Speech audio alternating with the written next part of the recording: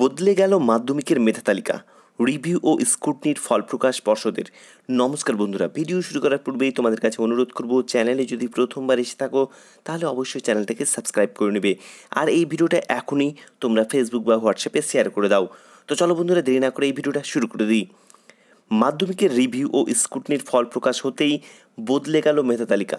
মেধা তালিকায় প্রথম 10 থাকা 84 জনের পরীক্ষার্থীর সংখ্যা 1 লাফে বেশ খানিকটা বেড়ে গিয়েছে।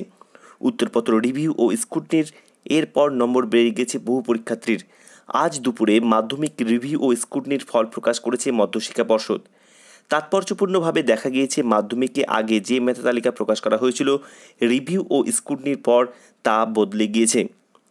ঘটে গিয়েছে অদল বদল।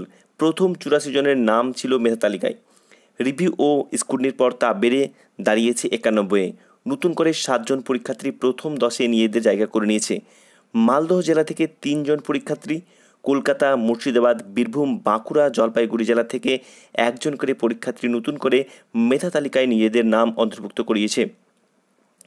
এই বছর 28,912 জন পরীক্ষার্থী রিভিউ ও স্ক্রুটনির জন্য আবেদন করেছেন। 87,600টি বিষয়ে আবেদনপত্র জমা পড়ে মধ্যশিক্ষা পর্ষদের ঘরে। উত্তরপত্র রিভিউ করে 23% আবেদনকারীর নম্বর বেড়ে গিয়েছে। স্ক্রুটনির পর প্রায় 24% পরীক্ষার্থীর নম্বর বের হয়ে গিয়েছে। আর তাতেই মেধা তালিকায় বিরাট পরিবর্তন ঘটে গিয়েছে। মেধা তালিকায় বাইরে থাকা বহু প্রার্থী প্রথম 10-এ স্থান করে নিয়েছে।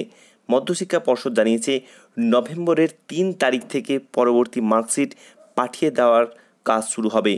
পর্ষদের ওয়েবসাইটে ফলাফল দেখা যাচ্ছে। তো বন্ধুরা, রেজাল্ট দেখা যাচ্ছে, এই নিয়ে কিন্তু আগে একটা ভিডিও দিয়েছি। আর এই ভিডিওটা তোমরা অবশ্যই ফেসবুক বা হোয়াটসঅ্যাপে শেয়ার করে দাও। চ্যানেলে যদি প্রথমবার এসে থাকো তাহলে অবশ্যই চ্যানেলটাকে সাবস্ক্রাইব করে নেবে। এই ভিডিওটা দেখার জন্য তোমাদের অসংখ্য ধন্যবাদ।